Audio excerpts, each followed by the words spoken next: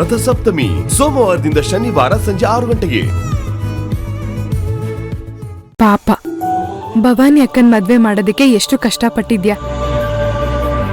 ಅದ್ರಲ್ಲೂ ವಿರಾಟ್ ಜೊತೆ ಮದ್ವೆ ಮಾಡಿಸ್ತೀನಿ ಅಂತ ನನಗ್ ಮಾತು ಕೊಟ್ಟಿದ್ಯಾ. ಆದ್ರೂ ನನ್ನ ಮನ್ಸಿನ ನೋವು ಅರ್ಥ ಮಾಡ್ಕೊಂಡು ನನಗೆಲ್ಲ ಶಾಸ್ತ್ರನೂ ನೀನೇ ಮಾಡಿಸ್ದೆ. ನಿಜವಾಗ್ಲೂ ನಿಂದು ದೊಡ್ಡ ಮನ್ಸು. ಹಾಗೆಲ್ಲ ಏನೂ ಇಲ್ಲ. ಯಾರ್ಯಾರಿಗೆ ಏನೇನ್ ಸಿಗ್ಬೇಕೋ ಅದು ಸಿಕ್ಕೇ ಸಿಗುತ್ತೆ. ಮೊದ್ಲೇ ಆ ದೇವ್ರು ಹಣೆಲ್ ಬರ್ದಿರ್ತಾನಂತೆ. ನಾವೆಲ್ರೂ ನೆಪ ಅಷ್ಟೆ. ಆದ್ರೂ ಭವಾನಿ ಅಕ್ಕಂಗೋಸ್ಕರ ತುಂಬಾನೇ ರಿಸ್ಕ್ ತಗೊಂಡೆ ನೀನು. ಪಾಪ ಅವಳ ಜೀವನದಲ್ಲಿ ತುಂಬಾನೇ ನೊಂದಿದ್ದಾಳೆ. ನೊಂದು ಬೆಂದು ಈ ಹಂತಕ್ಕೆ ಬಂದಿದ್ದಾಳೆ. ಇನ್ನೇನು ಎಲ್ಲ ಸರಿ ಹೋಯ್ತು ಅನ್ನುವಾಗ ಮತ್ತೆ ಅವಳ ಜೀವನ ಕಾಲು ಜಾರಿ ಪಾತಾಳಕ್ ಬೀಳೋದ್ರಲ್ಲಿತ್ತು. ಅದಕ್ಕೋಸ್ಕರ ಎಷ್ಟೇ ರಿಸ್ಕ್ ತಗೊಂಡ್ರು ಸರಿ ಅಂತ ಹೋಗಿ ಹುಡ್ಕೊಂಡ್ ಬಂದೆ. ಪಾಪ ಅಥರ್ವ, ಅವನ್ ಮುಖ ನೋಡಕ್ ಆಗ್ತಿರ್ಲಿಲ್ಲ. ಎಲ್ಲಿ ಆ ಅಪೇಕ್ಷೆಗೆ ತಾಳಿ ಕಟ್ಬಿಡ್ತಾನೆ ಅಂತ ನನಗ್ ತುಂಬಾ ಟೆನ್ಷನ್ ಆಗಿತ್ತು.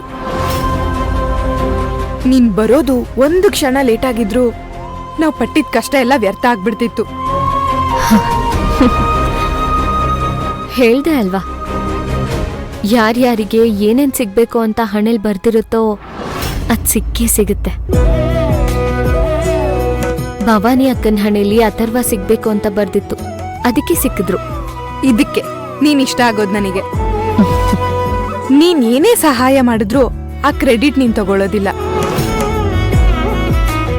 ಅಚ್ಚರಿ ಭೈರವಿ, ಭವಾನಿ ಅಕ್ಕನ್ನ ಕಿಡ್ನಾಪ್ ಮಾಡಿದ್ರಲ್ಲ, ಅವ್ರು ಯಾರು?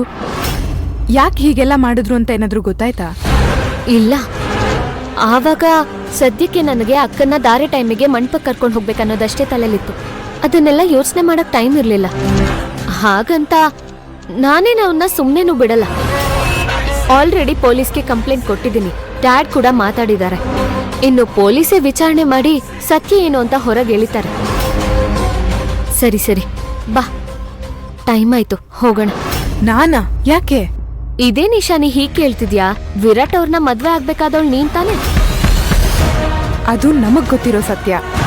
ಆದ್ರೆ ಎಲ್ರೂ ಕಣ್ಣಿಗೂ ನೀನ್ ಮಾತ್ರ ಮದ್ವೆ ಹುಡುಗಿ. ನೀನ್ ಹೋಗು. ನನ್ನ ವಿಷಯ ಬಿಡು. ಆದ್ರೂ ನನಗ್ ಯಾಕೋ ಭಯ ಭೈರವಿ.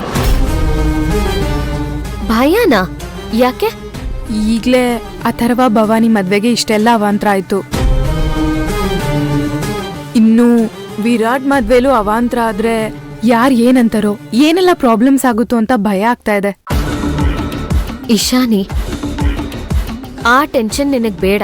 ವಿರಾಟ್ ಅವ್ರ ಜೊತೆ ನಿನ್ನ ಮದ್ವೆ ಮಾಡಿಸೋ ಜವಾಬ್ದಾರಿ ನಂದು ಅಂದ್ಮೇಲೆ ಇದನ್ನೆಲ್ಲ ನಾನೇ ಹ್ಯಾಂಡಲ್ ಮಾಡ್ತೀನಿ, ಸರಿನಾ?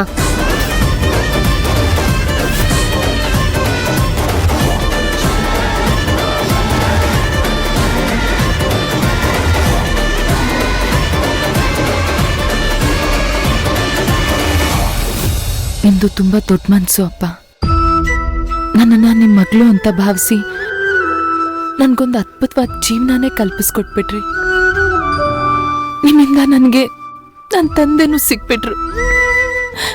ಇದೊಂಥರ ನನಗೆ ಪುನರ್ಜನ್ಮ ಇದ್ದ ಹಾಗೆ ಅಪ್ಪ. ನಿಮ್ಮ ಋಣನ ಹೇಗೆ ತೀರಿಸ್ಬೇಕು ಅಂತಾನೆ ನನಗೆ ಗೊತ್ತಾಗ್ತಿಲ್ಲ.